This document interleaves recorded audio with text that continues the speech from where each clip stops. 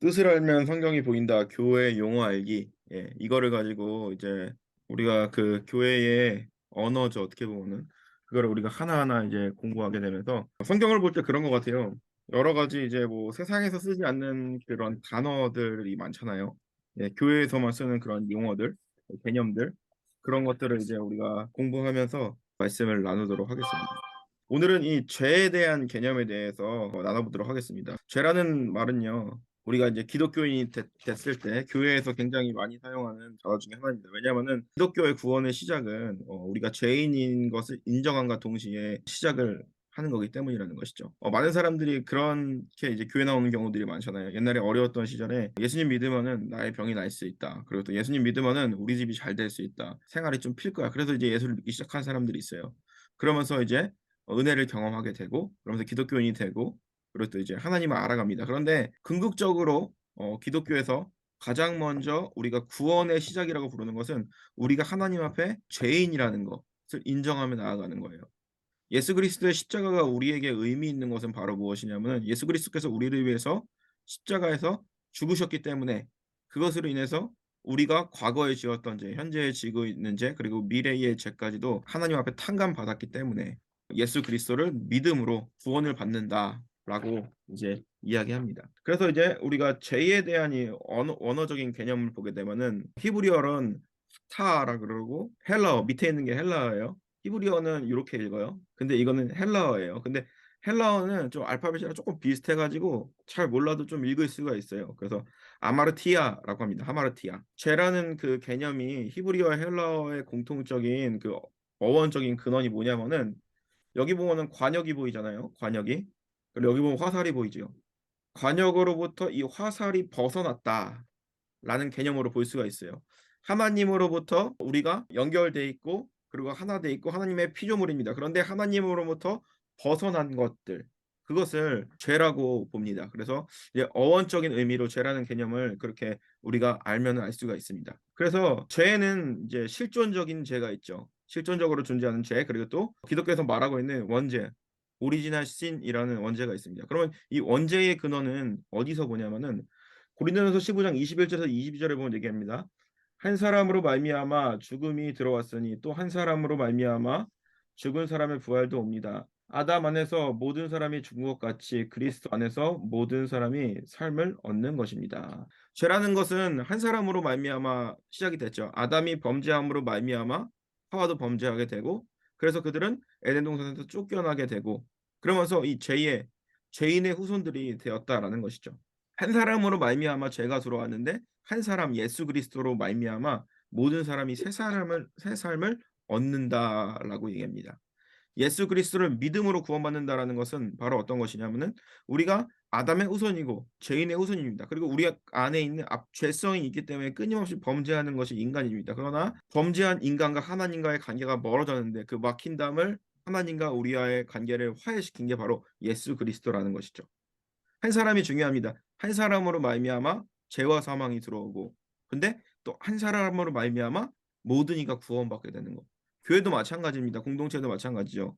한 사람으로 말미암아 공동체가 아픔을 겪게 되고 썩게 되고 그리고 또한 공동체를 와해시키기도 합니다. 하지만 한 사람의 희생으로 말미암아 그러한 마음들을 바로 다잡을 수 있다라는 것이죠.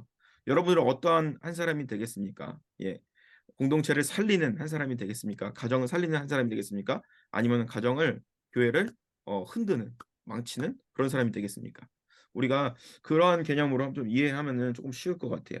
그래서 이제 죄의 결과물을 이제 정리하자면은 이렇게 볼 수가 있어요. 첫 번째로 하나님과 분리되는 거예요. 하마르티아 하타 그 개념은 관역이 있는데 이 관역으로부터 화살이 빗나가는 것을 의미하는 거죠. 하나님께서 에덴 동산에서 아담과 하와를 만드셨을 때 그들을 보시면서 보시기에 좋았더라라고 말했을 때는 하나님과 분리된 상태가 아니었어요. 그들이 그냥 살아있는 것, 존재하는 것 자체가 하나님과 기쁨이었고 그들은 또 하나님으로 말미암아 기뻐했어요. 근데 그들이 범죄했을 때는 하나님으로부터 멀어지고 하나님을 피하는 그런 존재가 되어버렸습니다. 그래서 창세기 22장 24절에 보면 얘기합니다. 주 하나님이 말씀하셨다. 보아라, 이 사람이 우리 가운데 하나처럼 선과 악을 알게 되었다. 이제 그 손을 내밀어 생명나무를 따서 먹고 끝없이 살게 하여서는 안 된다. 그래서 주 하나님은 그를 에덴 동산에서 내쫓으시고 그가 흙에서 나왔으므로 흙을 갈게 하셨다. 그는 쫓아내신 다음에 에덴 동산 동쪽에 그룹을 세우시며 빙빙 도는 불칼을 드셔서 생명나무에 이르는 길에 지키게 하셨다. 여기 보면은 우리가 알 수 있는 것이 우리가 히브리어로 아바드라는 동사가 있습니다. 근데 아바드라는 동사는 두 가지가 있어요. 하나는 바로 무엇이냐면은 경작하다, 일하다.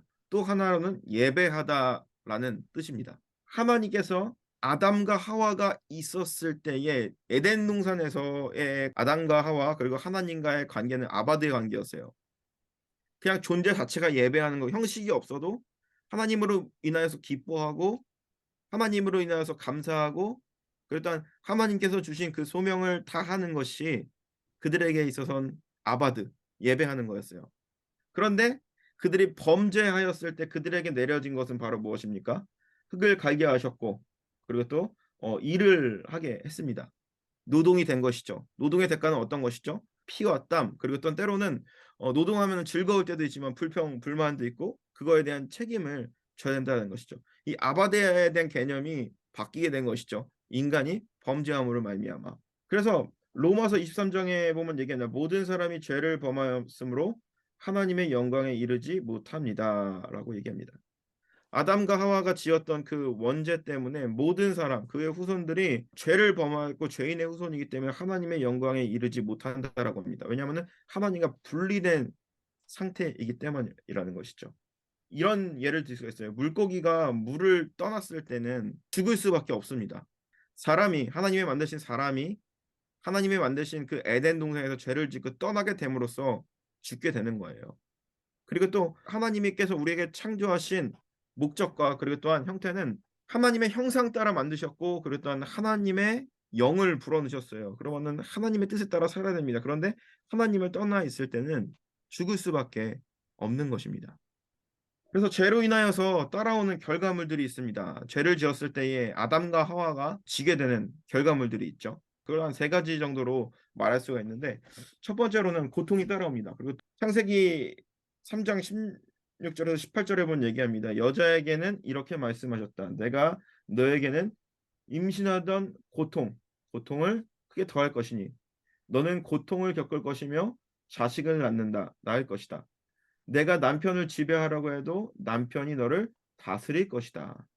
예. 아내를 다스릴 것이다. 남자는 이렇게 말했다. 내가 아내 말을 듣고 내가 너에게 먹지 말라고 하는 그 야물을 먹었으니 이제 땅에 저주 받을 것이다. 너는 죽는 날까지 수고해야만 땅의 것을 먹을 수 있을 것이다. 이렇게 말하고 있습니다.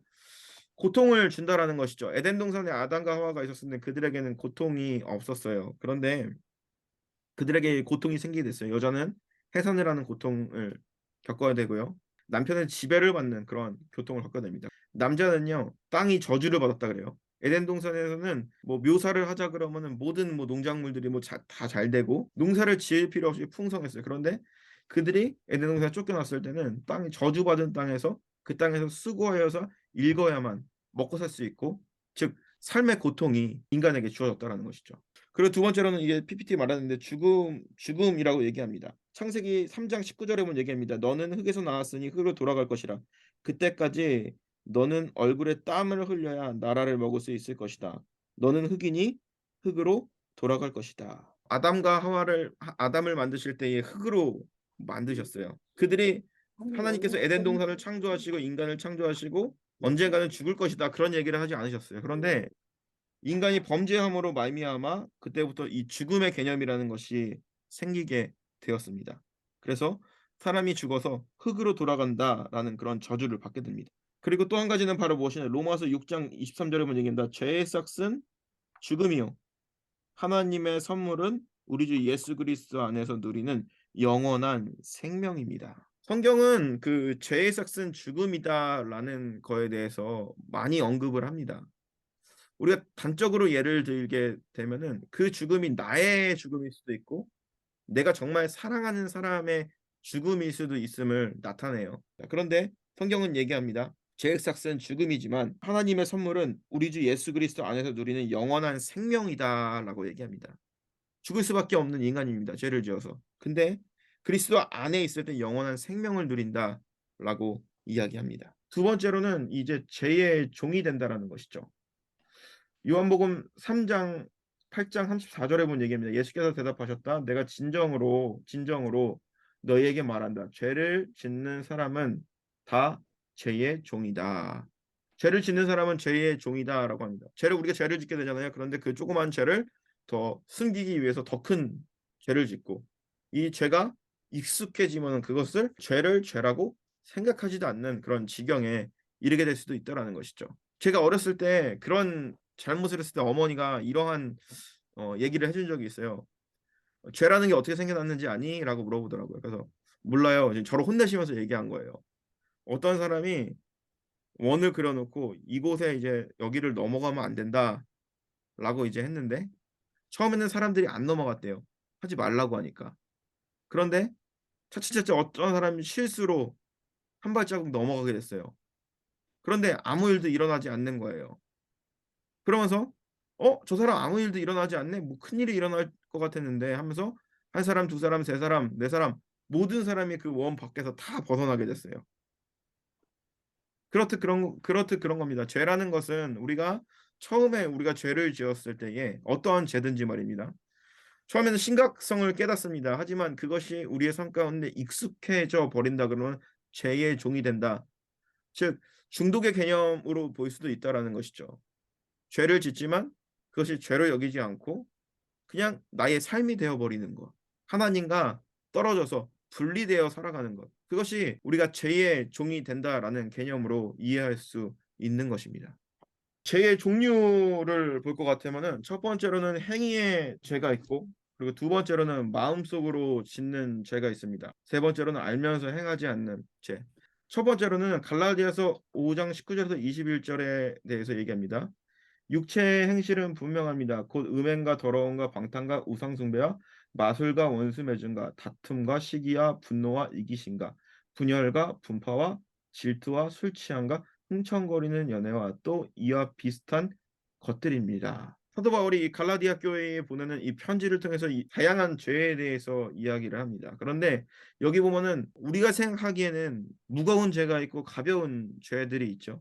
무거운 죄는 어떤 것입니까? 우상 숭배, 음행, 살인, 뭐 이런 것들, 뭐 술 취함, 뭐 이런 것들을 들 수 있겠지만, 여기서 보면은 우리가 삶 가운데 빠져나갈 수 있는 그런 것들이 없어요.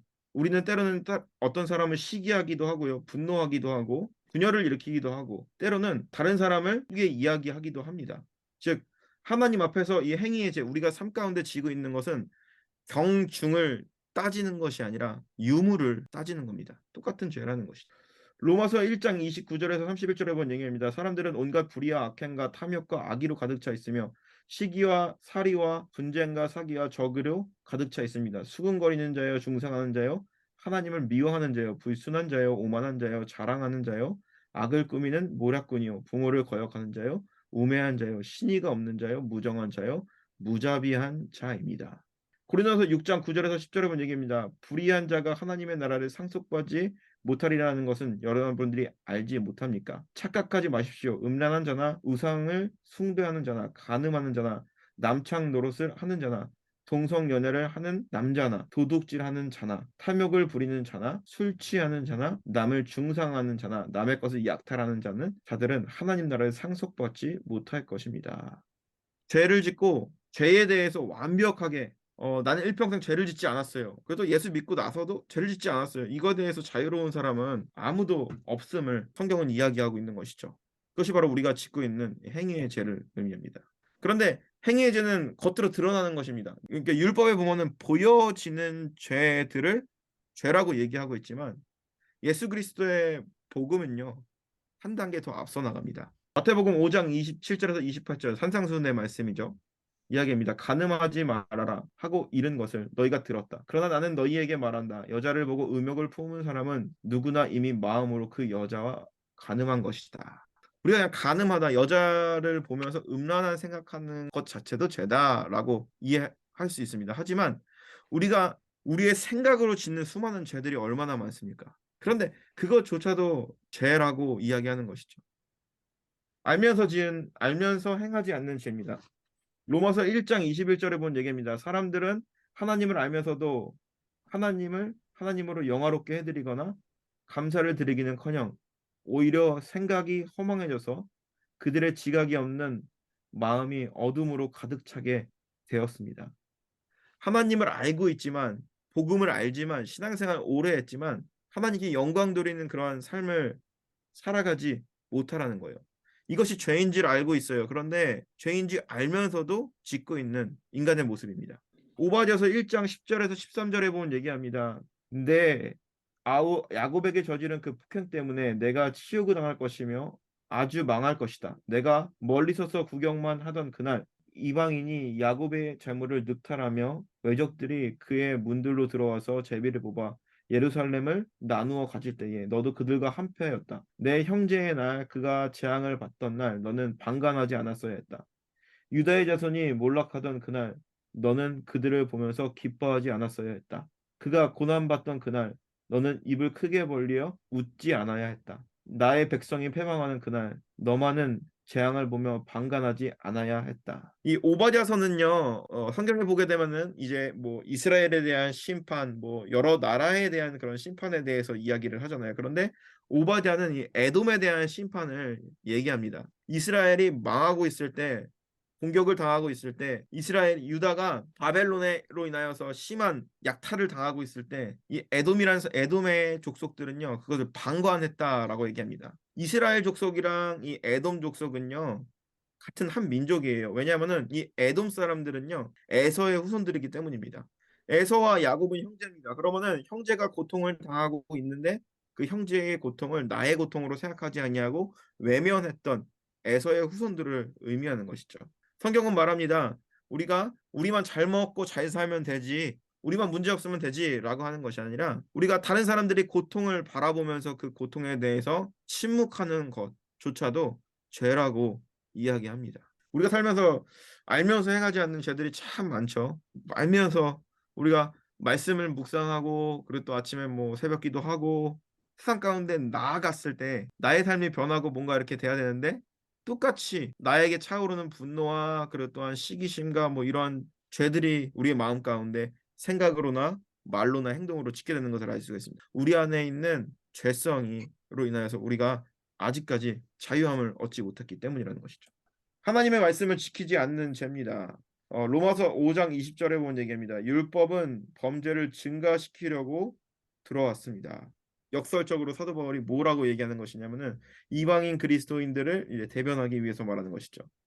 율법을 이스라엘 백성들이 유대인들이 많이 알고 있고 그리고 또한 그들이 세부적인 그런 사항들을 많이 만들어 가지고 사람들을 끊임없이 죄인을 만드는 거, 정죄하는 거 그런 행위들을 의미합니다. 요한일서 3장 4절에 보는 얘기합니다. 죄를 짓는 사람마다 불법을 행하는 사람입니다. 죄는 곧 불법입니다. 마태복음 7장 26절에서 27절이죠.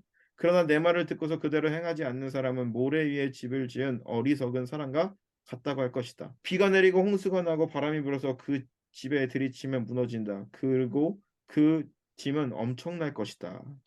말씀을 묵상하고 하나님의 말씀을 우리의 마음 가운데 알고 있어요. 그런데 그것이 우리의 삶으로 드러나지 않는 자들, 모래 위에 집 짓는 것과 같다라는 것이죠. 결국에 무너진다라는 것이죠. 신앙생활을 한다라는 것은 어떻게 보면 삶으로 하나님의 말씀을 살아가는 것인데 그렇게 살아가지 못했을 때는 하나님의 말씀을 알면서도 지키지 않는 죄를 우리의 삶 가운데 범하고 있다라는 것이죠.